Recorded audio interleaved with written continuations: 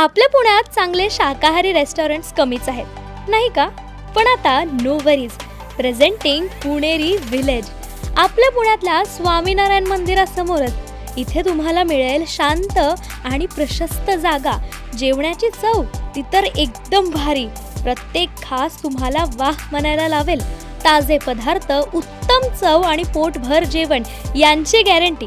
घरातल्या सगळ्यांसोबत बाहेर जेवायला जायचंय तर मग पुणेरी विलेज तुमच्यासाठीच आहे.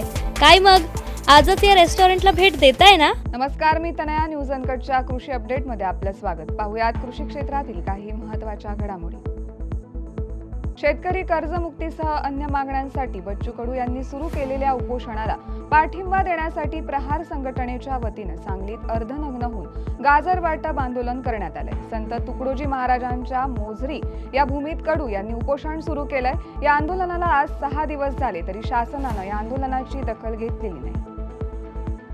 राज्यामध्ये नैसर्गिक शेतीला प्रोत्साहन देण्यासाठी राष्ट्रीय नैसर्गिक शेती मिशन ही महत्त्वाकांक्षी योजना सन 2024-25 पासून राबवण्यात आली. या मिशनची अंमलबजावणी भारत सरकारच्या कृषी व शेतकरी कल्याण विभाग व कृषी विभाग महाराष्ट्र शासन यांच्या मार्फत करण्यात येते. शेतकऱ्यांचा उत्पादन खर्च कमी करणे, बाह्य निविष्ठा खरेदी न करणे, मातीचे आरोग्य आणि सुपीकता पुनरुज्जीवित करणे, पाण्याची गुणवत्ता वाढवणे आणि पौष्टिक अन्न पुरवणे ही मिशनची मुख्य उद्दिष्टे आहेत. कृषी आणि शेतकरी कल्याण मंत्रालयानं नवी दिल्ली येथे AgriStack turning data into delivery या विषयावर राष्ट्रीय परिषद आयोजित केली होती. डिजिटल कृषी अभियान अंतर्गत ॲग्रीस्टॅकच्या अंमलबजावणीसाठी प्रगती, आव्हाने आणि भविष्यातील रोडमॅपवर चर्चा करण्यासाठी केंद्र आणि राज्यांच्या प्रमुख भागधारकांमधील वरिष्ठ अधिकाऱ्यांसाठी ही परिषद एक धोरणात्मक व्यासपीठ म्हणून काम करत होती. सोयाबीन उत्पादनात अग्रेसर असलेल्या मध्य प्रदेशात तुरीखालील क्षेत्र कमी आहे. महाराष्ट्रासह देशाच्या इतर राज्यातून तुरीची आवक होतीये. त्याची दखल घेत अन्य राज्यातून होणारी तुरीची आवक सेसमुक्त केली आहे. या माध्यमातून प्रक्रिया उद्योगाला प्रोत्साहन देण्याचा निर्णय मध्य प्रदेश सरकारनं घेतलाय.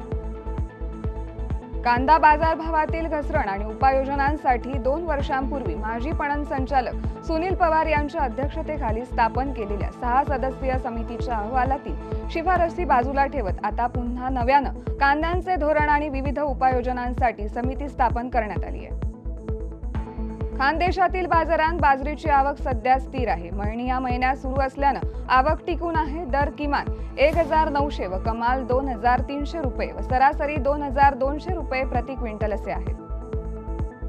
माळेगाव साखर कारखान्याच्या निवडणुकीसाठी उपमुख्यमंत्री अजित पवार यांनी अधिकृत उमेदवारांचा निळकंठेश्वर पॅनल जाहीर केला असून त्या पॅनलमध्ये अजितदादा स्वतः उमेदवार आहेत. हा पॅनल आपण सर्वांनी स्वीकारायचा आणि जिंकून आणायचा असे आवाहन माळेगावचे अध्यक्ष केशवराव जगताप यांनी केले. कृषी विभागाचं नवे बोधचिन्ह तयार करण्यासाठी स्थापन करण्यात आलेल्या समितीत पंजाबराव देशमुख पुरस्कार प्राप्त शेतकऱ्यांचा समावेश करण्यात येणार आहे.